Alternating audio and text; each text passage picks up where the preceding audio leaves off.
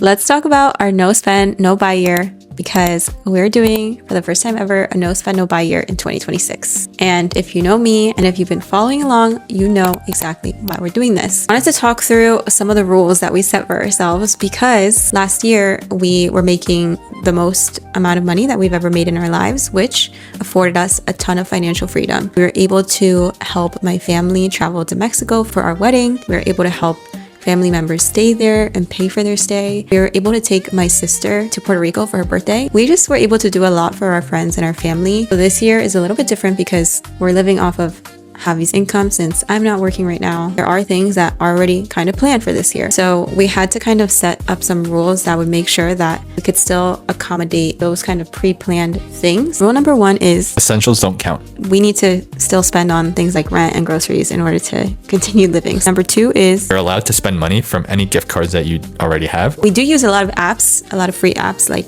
Rakuten or Seated to be able to get cash back on top of what we get cash back on our credit cards for. That cash back can then be redeemed into gift cards. Also, we did get some gift cards for Christmas. Number three is books are allowed, but prioritize library books, borrowing, or rereading existing books. This is more so for me because one of my goals this year is to read 50 books. I also still want to make sure that I'm supporting minority authors. Number four is we're allowed to fund a shopping sinking fund and spend it once per quarter. For those of you that don't know, a sinking fund is essentially a bucket that lives in your high yield savings account and it is funded throughout the year so that you could eventually spend that money. In our case, we're adding a shopping sinking fund in our SoFi high yield savings account. Once a quarter, we're going to have a treat yourself day and we are going to take money from that sinking fund to then spend it on any wants, like if we see a sweater that we want to buy, new sneakers, a video game, an experience that isn't really a need. Number five, you're allowed to replace anything used up or broken. This is self-explanatory. Six, experiences, travel, activities, dates, special occasions don't count. The reason why we put this in there is because we actually have like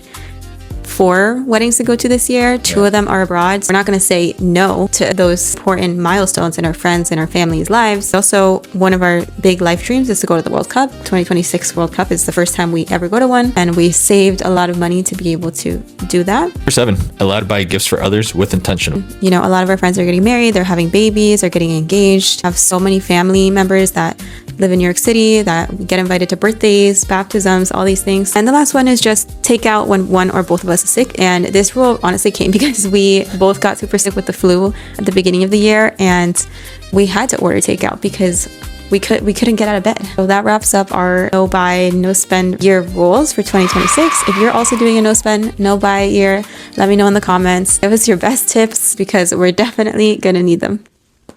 Bye.